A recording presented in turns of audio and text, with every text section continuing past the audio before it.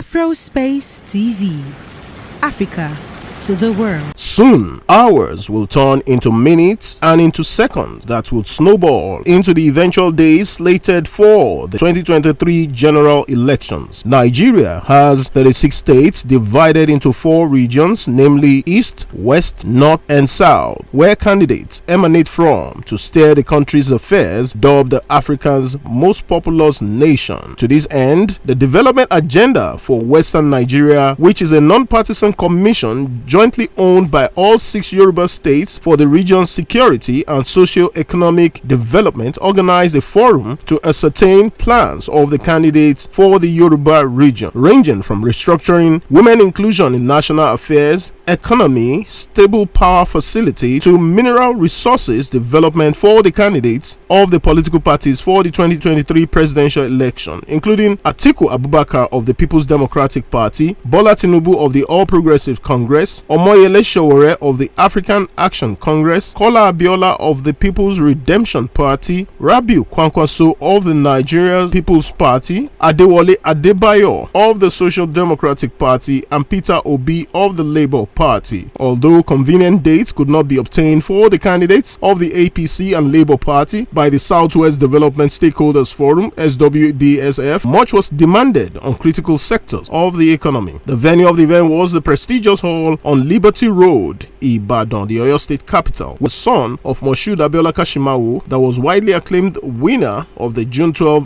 1993 elections, told the forum, whose spokesman is Olalekan Ajia, on Tuesday, 17 January 2023, that actions that would threaten Nigeria's unity would be rejected. We are in every state in Nigeria, we have a candidate.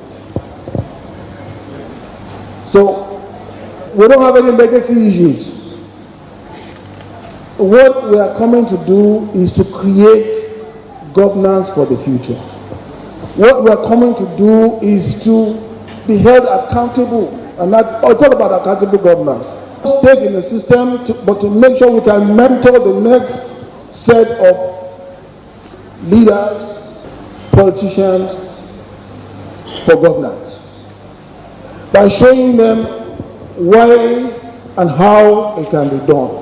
Afterwards, the pendulum swung to AAC's presidential flag bearer, Sowore, who lamented the absence of unity among Yoruba race that has jeopardized legacies of late sage Obafemi Awolowo, particularly in educative aspects.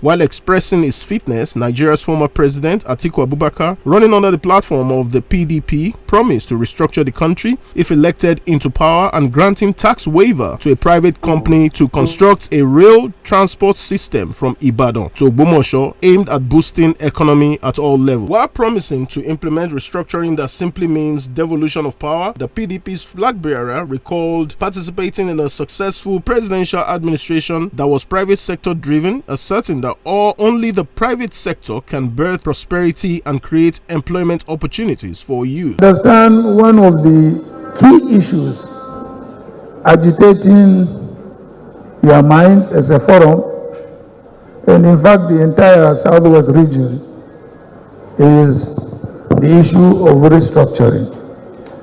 Personally, I believe I had a better life in the First Republic when there were regions. So, if this is your number one priority as Southwesterners, I can tell you that if you elect me, I will implement it.